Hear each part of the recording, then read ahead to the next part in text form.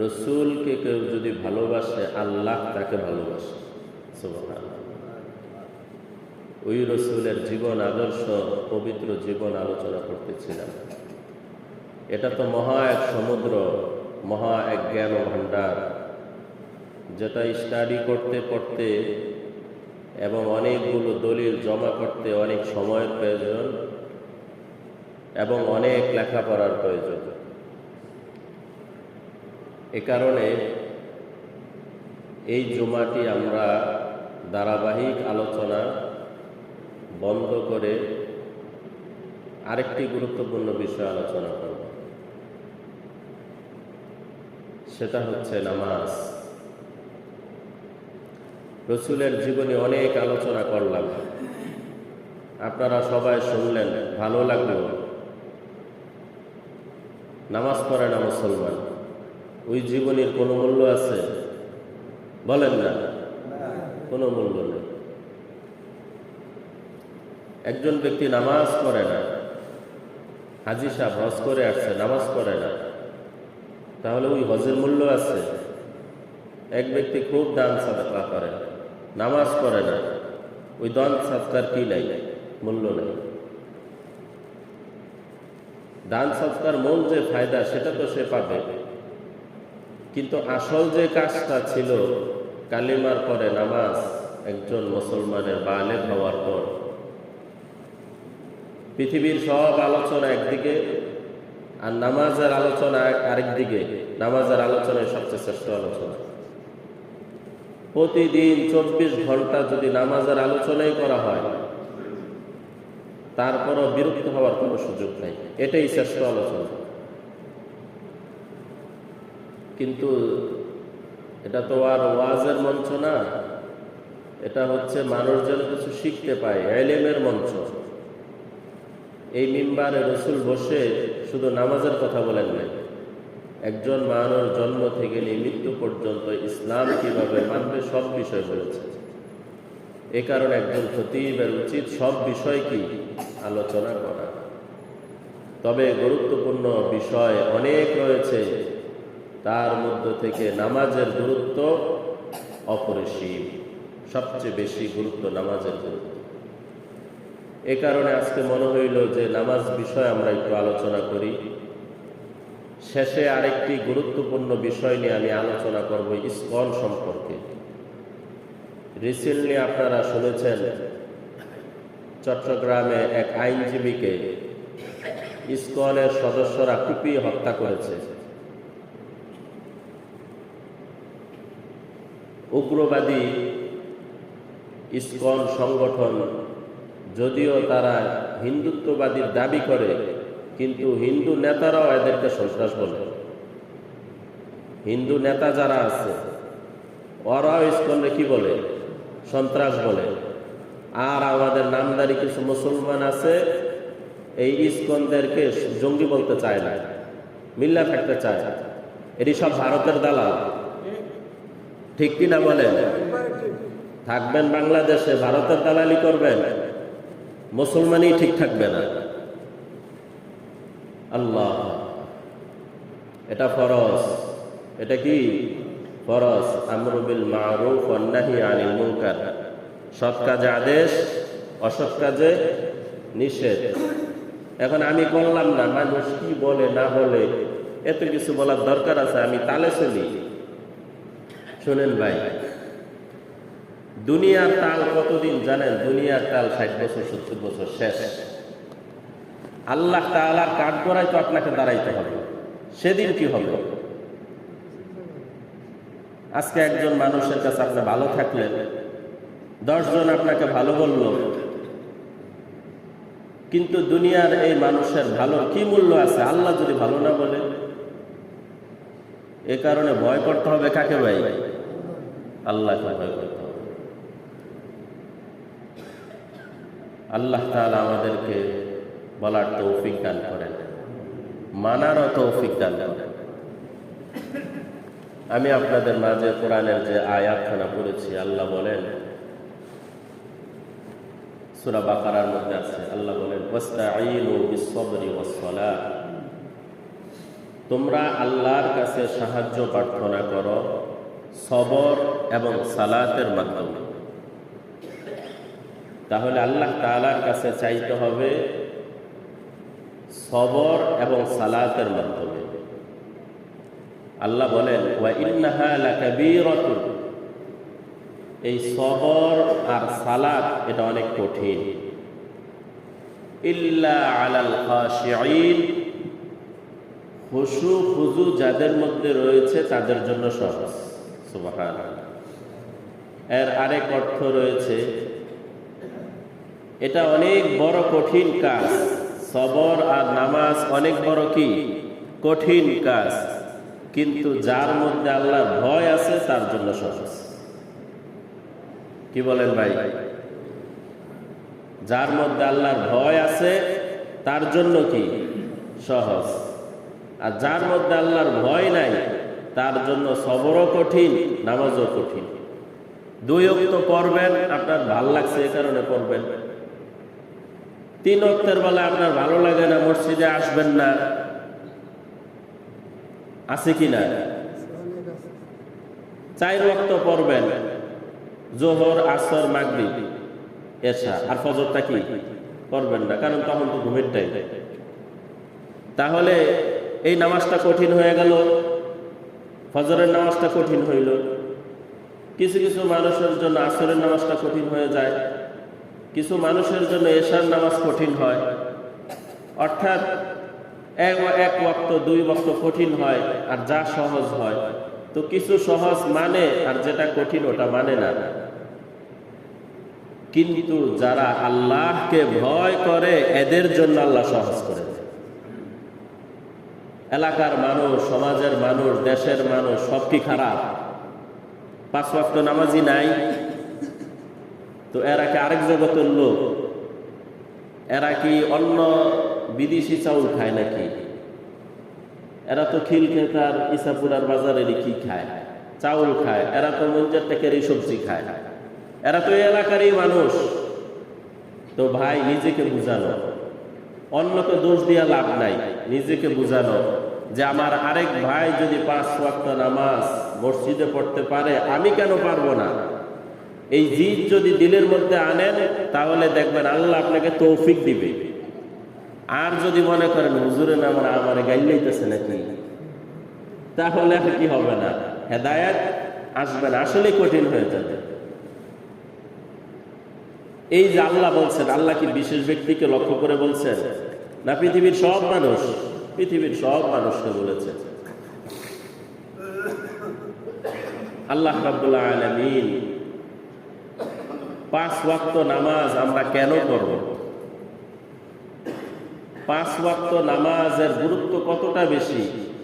কালেমা পড়লে যেমন মুসলমান হয়, এই কালেমাটা ঠিক থাকে যদি ব্যক্তি 5 ওয়াক্ত নামাজ পড়ে। আর কালেমা ঠিক থাকে না যদি ব্যক্তি 5 ওয়াক্ত নামাজ না পড়ে। রাসূল বলেন, আবু দাউদ শরীফের হাদিস, যে ব্যক্তি 5 ওয়াক্ত নামাজ পড়ল, আল্লাহ তাআলা নিজ জিম্মায় তাকে জান্নাতের মধ্যে প্রবেশ করাবে। যে ব্যক্তি নামাজ পড়ে, আল্লাহ তাকে ভালোবাসে। সুবহানাল্লাহ। আল্লাহ ভালোবাসবে আপনাকে। আল্লাহর ভালোবাসা আমরা চাই, তাই না? আমরা চাই আল্লাহ যেন আমাদেরকে ভালোবাসে। কিন্তু আল্লাহ বলেন, যে 5 ওয়াক্ত নামাজ পড়বে আমি তাকে ভালোবাসব। মানে না চাইতে বৃষ্টি। আমরা চাই আল্লাহর ভালোবাসা, আর আল্লাহ বলেন এই কাজ করো, আমি নিজে কি করব? ভালোবাসব। এক হাদিসের মধ্যে রয়েছে, আল্লাহ রাসূল বলেন, মান হাফাযা সালাতিল খামসা, যে ব্যক্তি 5 ওয়াক্ত ফরজ নামাজের হেফাজত করবে, কিয়ামতের ময়দানে কবরে তার জন্য ওই 5 ওয়াক্ত নামাজ নূর হয়ে যাবে। কিয়ামতের ময়দানে ওয়া হুজ্জাতুন ইয়াউমাল কিয়ামাহ, কিয়ামতের ময়দানে এই নামাজ তার জন্য দলিল হবে। এই দলিল সুপারিশ করে তাকে জান্নাত পর্যন্ত নিয়ে যাবে। দুনিয়ার আদালত তো খুব বুঝি আমরা। দুনিয়ার আদালত পলটটা আপনার, কিন্তু ভেজাল করে অন্য মানুষকে নিয়ে যেতেছে। আছে না এরকম? পলটের মূল মালিক কি? আপনি হকদার, কিন্তু আরেকজনে কাগজ কলম আকপিস করে কি ওনার নামে চালায় দেওয়ার একটা পরিকল্পনা করতেছে।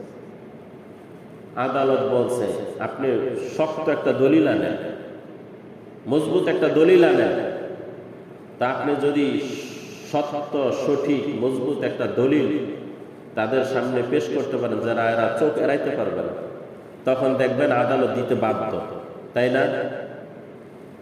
তো নামাজ হচ্ছে এমন দলিল যেটা আপনাকে জান্নাত পর্যন্ত নিয়ে যাবে, কবরে আপনার জন্য নূর হবে।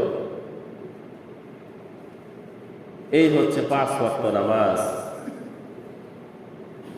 রসুলের আরেক হাদিস রয়েছে, এটা মুসলিম শরীফের হাদিস। আল্লাহ রসুল বলেন,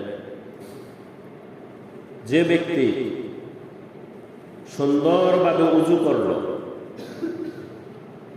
অতঃপর 2 রাকাত নামাজ পড়লো, রুকু সেজদা সুন্দরভাবে আদায় করলো, আল্লাহ রাব্বুল আলামিন তার পিছনের সব গুনাহ মাফ করে দিবেন। হাদিসটা আবারও বলি, মনোযোগ দিয়ে শুনেন। যে ব্যক্তি সুন্দরভাবে উযু করলো, অতঃপর 2 রাকাত নামাজ পড়লো, রুকু সাজদা সুন্দরভাবে আদায় করলো, আল্লাহ তার পিছনের সব গুনাহ মাফ করে দিবেন। আরেক হাদিসের মধ্যে রয়েছে, তার অঙ্গ পতঙ্গের মাধ্যমে যে গুনাহ হয়, আল্লাহ ওই অঙ্গ পতঙ্গের গুনাহ মাফ করে দেন।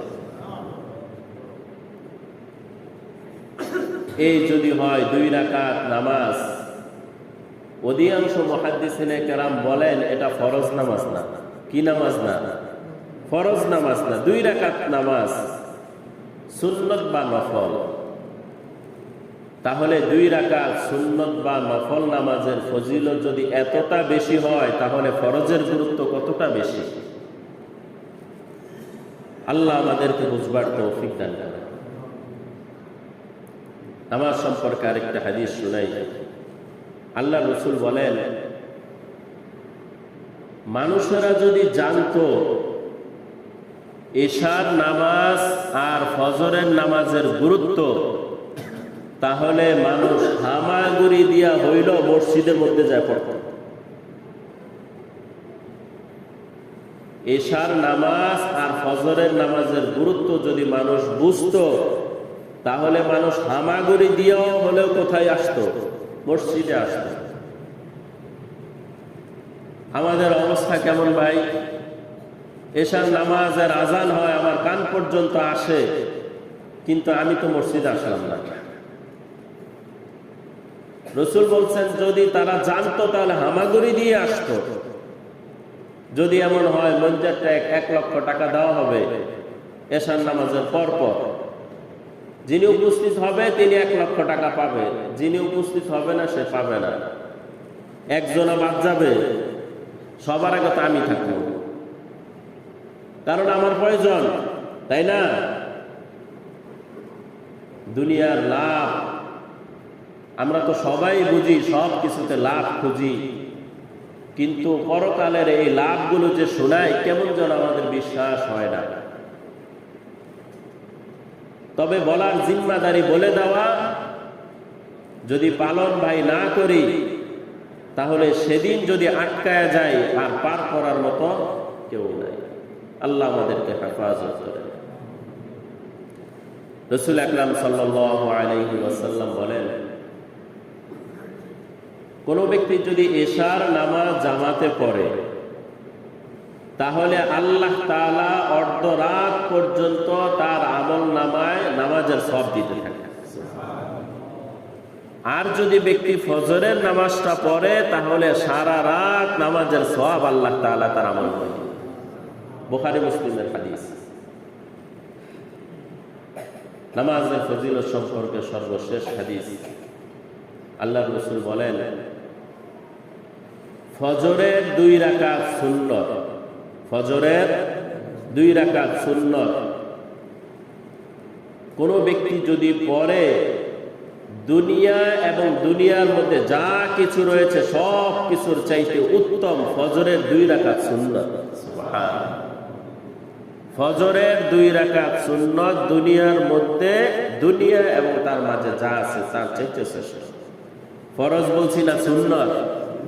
সুন্নাত, এই সুন্নতের যদি এত ফজিলত হয়, ফরজের কি ফজিলত! আল্লাহু আকবার।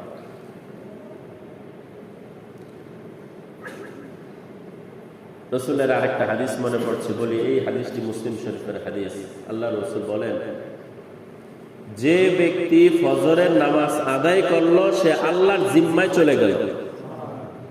যে ব্যক্তি ফজরের নামাজ আদায় করলো সে আল্লাহর জিম্মায় চলে গেল।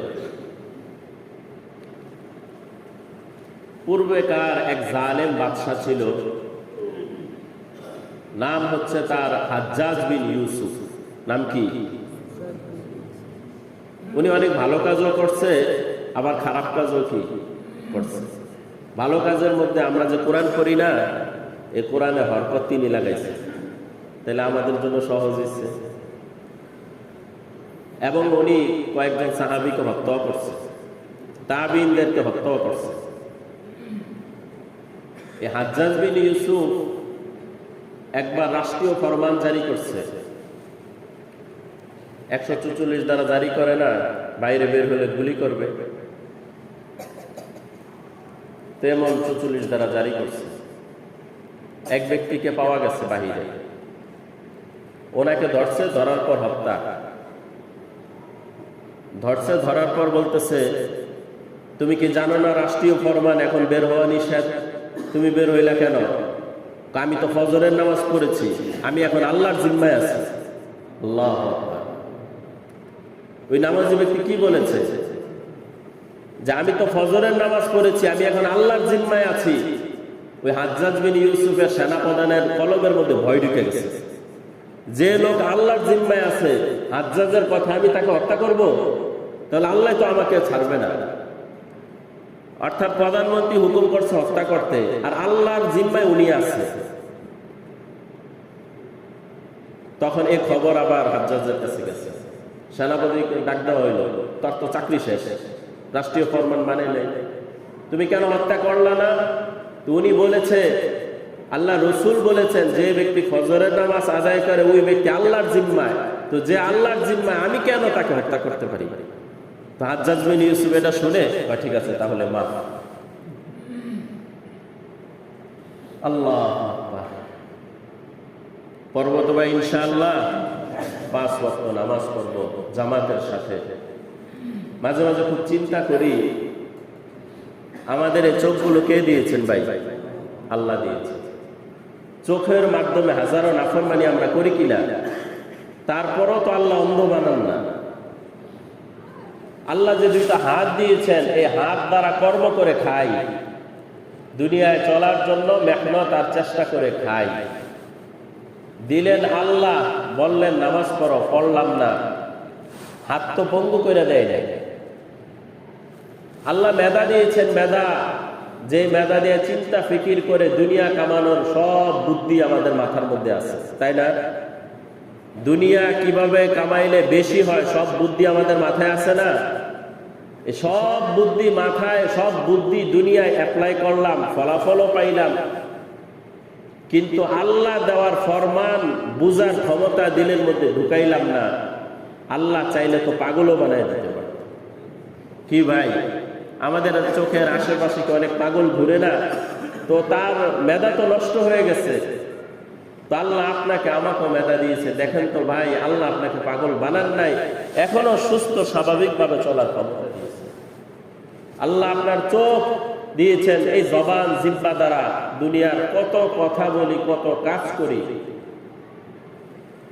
চাইলে তো আল্লাহ বোবা বানায় ফেলতে পারতেন, পারতেন না ভাই? কিন্তু আল্লাহ তাআলা বোবা বানান নাই। কেন? আল্লাহ তাআলা তওবার দরজা এখনো খোলা রেখেছেন, বান্দা যদি আমার দিকে ফিরে আসো, তোমার জিন্দেগীর সব গুনাহ আমি মাফ করব। সেই দয়াময় আল্লাহ তাআলার দিকে যদি ফিরে আসতে পারি, ইনশাআল্লাহ আল্লাহ হচ্ছে রহমান, সব গুনাহ মাফ করে দেবে। এটা আমার কথা না, আল্লাহ মাফ করে দিবে, আল্লাহ ক্ষমা করে দিবে যদি ফিরে আসতে পারে। কিন্তু সব কিছুর একটা লিমিট থাকে। লিমিট যদি ক্রস হয়ে যায় ওটা আর কাজ করে না। একজন ব্যক্তির ক্যান্সার, শেষ সময় গেছে, ডাক্তার বলে আমাদের কিছু করার নাই, মারা যাবে। ঠিক মানুষের তওবার দরজা বন্ধ হয়ে যায় যখন গড়গড়া শুরু হয়। মা লাম ইউগারগির, হাদিসের মধ্যে গড়গির শব্দ আছে। মূর্খ ব্যক্তি যখন তার গড়গড়া শুরু হয়ে যায় তখন বলে আল্লাহ তওবা করলাম। আল্লাহ বলে তোমার এই তওবার প্রয়োজন নেই, আমি তো ঠেকাই বেড়া করছি। দুনিয়ায় স্বাধীনতা দেওয়া হয়েছে, চাইলে নামাজ পড়তেও পারেন, চাইলে নাও পড়তে পারেন, ক্ষমতা আপনার। কিন্তু আজরাইলকে পাঠায় দেওয়ার পর আপনি আজরাইলের সাথে যুদ্ধ করে 2 মিনিট থাকতে পারবেন? তো ক্ষমতা নাই, তখন তওবারও ভ্যালু নেই। আল্লাহ আমাদেরকে বুঝবার তৌফিক দান করেন। মাঝখানে ফজরের যে 2 রাকাত সুন্নতের কথা বলেছে, এখানে একটা আমলের কথা বলি। হাদিসের মধ্যে আছে আল্লাহ রাসূল বলেন ফজরের 2 রাকাত সুন্নত বাড়িতে পড়ার চেষ্টা করবেন। আল্লাহ রাসূল কোথায় পড়তেন? বাড়িতে পড়তেন। এবং প্রথম রাকাতে সূরা কাফিরুন, দ্বিতীয় রাকাতে সূরা ইখলাস পড়তেন। তাহলে ফজরের 2 রাকাত সুন্নতের প্রথম রাকাতে কোন সূরা পড়ব? সবাই বলেন না ভাই। দ্বিতীয় রাকাতে আজকে থেকে আমল করবো ইনশাআল্লাহ। অনেকে বলবেন হুজুর তো এটা আমি তো সবসময় আমলই করি, এটা আমার করার কিছু না। আল্লাহ আপনাকে তৌফিক দিয়েছেন, কিন্তু অনেকে করে না। আল্লাহ সব ভাইকে আমল করার তৌফিক দান করেন। এবার আল্লাহ রাসূলের হাদিস শুনেন। আল্লাহ রাসূল বলেন বাইনা রাজুল ওয়া বাইনা শিরকি আওয়াল কুফরি তারাকাস সালাহ, মুসলিম শরীফের হাদিস। আল্লাহ রাসূল বলেন কোন ব্যক্তির মাঝে শিরিক এবং কুফরের মাঝে পার্থক্য হচ্ছে নামাজ। তাহলে যে ব্যক্তি নামাজ পড়ল না তার ঈমান নাই, সে কাফের হয়ে গেল। এবং রাসূলের আরেক হাদিস রয়েছে তিরমিজি শরীফের হাদিস, আল আহদুল্লাযী বাইনানা ওয়া বাইনাহুম আস-সালাহ ফামান তারাকাহা ফাকাদ কাফারা। আমাদের সাথে আর তাদের সাথে একটা চুক্তি আছে। আমাদের সাথে এটা তো বুঝলাম আমরা মুসলমান, আর তাদের সাথে, আর তারা কারা? তারা হচ্ছে কাফের। তো আমাদের সাথে আর কাফেরদের সাথে একটা চুক্তি আছে আল্লাহর সাথে। কি? যে নামাজ পড়লো তার ঈমান থাকলো, যে নামাজ পড়লো না সে কাফের হয়ে গেল। এই 2 হাদিস, আরো অসংখ্য হাদিস আছে। এই 2 হাদিস থেকে ইমাম আহমদ ইবনে হাম্বল বলেন যে বেনামাজির ছেলে মেয়েকে বিবাহ করাও জায়েজ নাই, এর দোকানের মাল খাওয়াও জায়েজ নাই, এ যদি মারা যায় এর জানাজা দেওয়াও জায়েজ নাই, মুসলমানদের গোরস্থানে তাকে দাফন করাও জায়েজ নাই। আস্তাগফিরুল্লাহ বলবেন না। কিন্তু ফতোয়া এই কথার উপর না। যদি এমন হইতো তাহলে সমাজে মুসলমান খুঁজে পাওয়া অনেক কঠিন হয়ে যেত। ইমাম আহমদ ইবনে হাম্বল বাইহাকি শরীফের একটি হাদিস, তিনি বলেন আউয়ালু মা তাফকুদুনা মিন দীনিকুম আল আমানা ওয়া আখিরু মা তাফকুদুনা মিনহু আস-সালাহ। আল্লাহ রাব্বুল আলামিন এই উম্মতের দ্বীনের ক্ষেত্রে সর্বপ্রথম যে জিনিস উঠায় নেবে সেটা হচ্ছে আমানত। কি উঠায় নেবে? মানুষের মধ্যে আমানতদারিতা থাকবে না। দেখতে বিশ্বাস, বিত্ত শয়তান, আমানতদারি নাই। বিশাল বড় নেতা, আমানতদারি নাই। এবং অনেক বড় বাহিরের বেশভূষা অনেক সুন্দর, কিন্তু আমানতদারিতা কি? উঠে যাবে। এটা সর্বপ্রথম এই দ্বীন ইসলামের মধ্যে সর্বপ্রথম এটা কি উঠবে? 2 নম্বরে উঠবে সালাত, নামাজ। তো ইমাম আহমদ ইবনে হাম্বল বলেন যে জিনিসটা শেষে উঠবে ওটার অস্তিত্ব থাকবে না।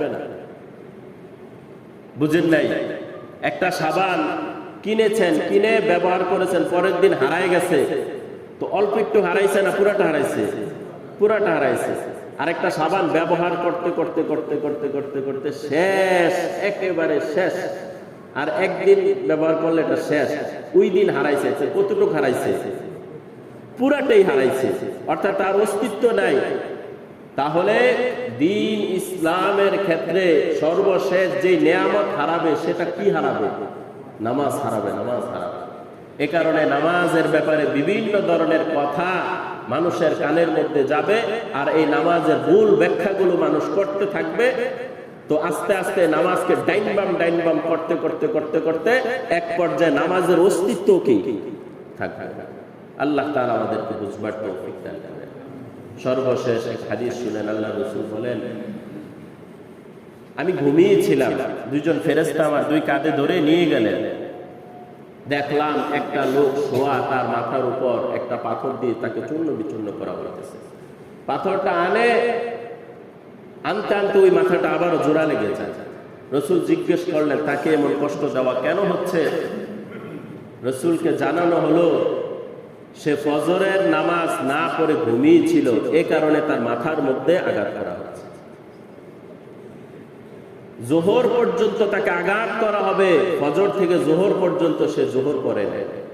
জোহর থেকে আসর তাকে সেম আঘাত করা হবে, সে আসর পরে নাই। আসর থেকে মাগরিব পর্যন্ত আঘাত করা হবে, সে মাগরিব পরে নাই। এশা পর্যন্ত আঘাত করা হবে, সে এশা পরে নাই। এইভাবে আঘাত করা হবে। মুহাদ্দিসিনে কেরাম এই হাদিসের ব্যাখ্যায় বলেন যে আল্লাহ তাআলা মাথাটাকে কেন বাছাই করলেন? মাথাটাকে কেন বাছাই করলেন? মাথাটাকে এই কারণে বাছাই করেছেন, মাথা সব বুঝে, আল্লাহ তাআলার হুকুমের ক্ষেত্রে কেন বুঝলো না?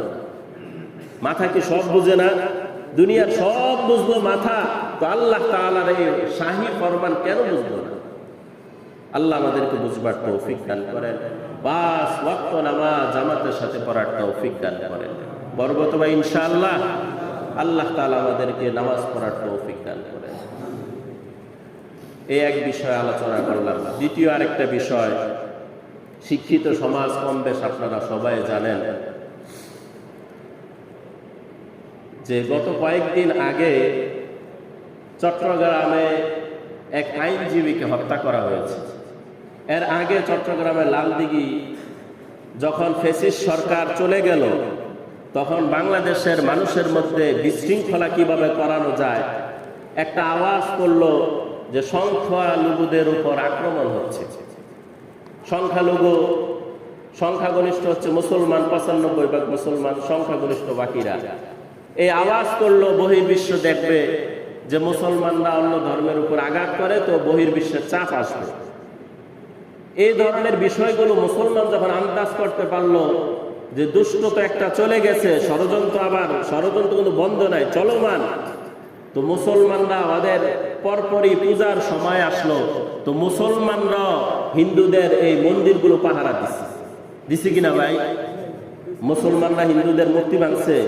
ভাঙে নাই। তাহলে মুসলমান এরা উচ্ছৃঙ্খল না, শান্ত জাতি। এই শান্ত জাতিকে অশান্ত করার জন্য যত ধরনের ষড়যন্ত্র বাংলাদেশের মধ্যে চলতেছে, তার অন্যতম আরেকটা হচ্ছে ইসকন।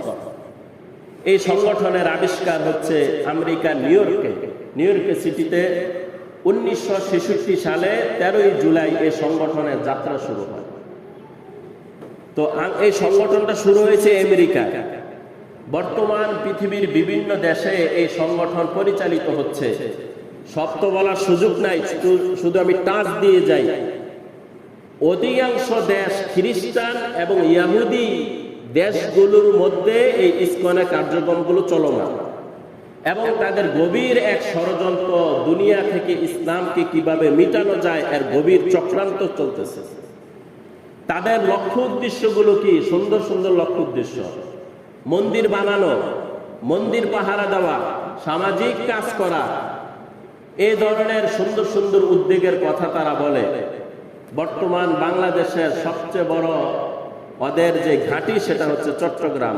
চট্টগ্রামের যে বিখ্যাত মন্দির যারা পুরোহিত, এরাও ইসকনের বিরুদ্ধে সোচ্চার হয়ে গেছে, যারা জঙ্গি সংগঠন। তো ওনাদেরই এক মুখপাত্র ছিল, ওনার নাম কি যেন, কয়েকদিন চিন্ময় দাস না কি যেন একটা নাম, চিন্ময় দাস। ওনাকে গ্রেফতার করার পরের দিনই শাহজালাল বিমানবন্দর থেকে গ্রেফতার করেছে। ওনাকে যেদিন আদালতে তুলবে, ওই আদালত প্রাঙ্গণে এক সরকারি আইনজীবীকে মারপিটের মধ্যে পড়ে গেছে। সর্বশেষ এই ইসকনের লোকেরা তাকে গলার মধ্যে জবাই করেছে। কল্পনা করা যায়, যেখানে মানুষ বিচার চাইতে যাবে, ওখানে যদি একজন আইনজীবী নিরাপদ না হয়, আমি আপনি মুসলমান, দাড়ি টুপি রাখবো, আমার উপর আক্রমণ আসবে না, এটা চিন্তাই করা যায় না। বলতে পারেন হুজুর আমরা তো এক সাইডে আছি, আমাদের কি তেমন কি সমস্যা হবে না। শুনে রাখেন, বিপদ যখন আসবে তখন কাউকে ছাড় দেওয়া হবে না। এ কারণে এই ইসকন এটা একটা জঙ্গি সংগঠন। একজন মানুষকে হত্যা করেছে, এর অনেকগুলো কুকর্ম আছে, সব তো বলা সম্ভব না। 2014 সালে স্বামীবাগ তারাবির নামাজ হাফেজ সাহেব যখন কোরআন তেলাওয়াত করে, পাশে মন্দির, এদের সমস্যা হয়। এরা এই মসজিদের সাথে এই ইসকনের লোকরা এমন একটা ঝগড়া লেগেছে, এই ঝগড়াটা পুরা বাংলাদেশের সমস্ত হিন্দুদেরকে খেপাই দিয়েছে মুসলমানদের বিরুদ্ধে। এই কারণে বিভিন্ন সময় বাংলাদেশের মধ্যে হিন্দুদের, সাধারণ হিন্দু যারা আছে, এদের মগজের মধ্যে এটা ঢুকাই দেয় যে মুসলমানরা উগ্র, মুসলমানরা জঙ্গি, আমাদেরকে ক্ষতি করতে চায়। রিসেন্টলি এমন একটা কাজ করেছে, আজকে মুসলমানের দেশ এ ধরনের জঙ্গিবাদ যদি দেশের মধ্যে চলমান থাকে, এখানে শুধু দেশ ধ্বংস হবে না, ধর্ম ধ্বংস হবে, ইসলাম ধ্বংস হবে। তাহলে হকের কথা বলা, দ্বীনের কথা বলা প্রতিটা মুসলমানের ঈমানি দায়িত্ব। কি বলেন? এই ঈমানি দায়িত্ব রক্ষার জন্য ইনশাআল্লাহ আমাদের এই 43 নং ওয়ার্ডের সমস্ত ওলামায়ে কেরাম ঐক্যবদ্ধ হয়েছে। আগামীকাল সকাল 9 ঘটিকায় মস্কুল থেকে বিক্ষোভ মিছিল হবে। আমরা দোয়া করব আল্লাহ তাআলা যেন এই ইসকন নামক জঙ্গি সংগঠনকে বাংলাদেশের মধ্যে চিরতরের জন্য নিষিদ্ধ ঘোষণা করে। যদি চিরতরে সরকার যারা আছে ওনারা যদি বিভিন্ন দেশের চাপের কারণে এটাকে নিষিদ্ধ না করে, যদি আজকে লিয়াজুস করতে থাকে, অদূর ভবিষ্যতে এটা বাংলাদেশের জন্য হুমকির কারণ হবে। ইসলামের জন্য তো হবে, দেশের জন্য কি হবে? হুমকির কারণ হবে। অথচ ইসলাম মানুষকে কি শিখায়? আমি কোরআনের সর্বশেষ একটি আয়াত করে শেষ করব। সূরা আন-নাম 108 নম্বর আয়াত। আল্লাহ বলেন, ওয়ালা তাসুবুল্লাযীনা ইয়াদউনা মিন দুনিল্লাহ ফায়াসুবুল্লাহ আদওয়ান বিগাইরি ইলম। যে আল্লাহ তাআলাকে ছাড়া যারা অন্যদেরকে ডাকে, তো মুসলমানরা কাকে ডাকে? বলেন না ভাই, মুসলমানরা আল্লাহকে ডাকে। তো আল্লাহকে বাদ দিয়ে অন্য যাদেরকে ডাকে, তোমরা তাদেরকে গালি দিও না। দেখেন আল্লাহ তাআলা শিখাচ্ছেন মুসলমানদেরকে, ওয়ালা তাসুবুল্লাযীনা, তোমরা গালি দিও না, ইয়াদউনা মিন দুনিল্লাহ, আল্লাহ ছাড়া যাদেরকে ডাকে। কেন গালি দিও না? অর্থাৎ খ্রিস্টানরা যার পূজা করে, ওই খ্রিস্টান ওদের দেবতাকে তোমরা কি দিও না? গালি দিও না। হিন্দুরা যাদের পূজা করে এদেরকে তোমরা গালি দিও না। আরো বিভিন্ন যত ধর্ম আছে। কেন? ফায়াসুবুল্লাহ আদওয়াম বিগাইরি ইলম, কেননা তোমরা যখন তাদেরকে গালি দিবে তখন তারাও তোমার মালিককে গালি দিবে ইলম ছাড়া, অজ্ঞতাবশত। তাহলে আমরা যখন ওদের খোদাকে গালি দিব, তো ওরা আমাদের আল্লাহকে গালি দিবে না? তো ওরা যে আমাদের আল্লাহকে গালি দিল, এটা কি জেনে বুঝে না? অজ্ঞতার কারণে, অজ্ঞতার কারণে। তাহলে ইসলাম শিখায় শান্তি, আর এখানে উচ্ছৃঙ্খলার এক মহাযুদ্ধ চলতেছে। কোরআনের এক আয়াত রয়েছে, ফিতনা হত্যার চাইতেও জঘন্য। ফিতনা হত্যার চাইতেও কি জঘন্য। এ কারণে ফিতনা, উচ্ছৃঙ্খলতা, এগুলো মুসলমান চায় না। তো আমরা ফিতনা করব না, ফিতনা যারা করবে এদেরকেও করতে দিব না ইনশাআল্লাহ। আল্লাহ তাআলা আমাদেরকে সেই তৌফিক দান করেন। আমিন।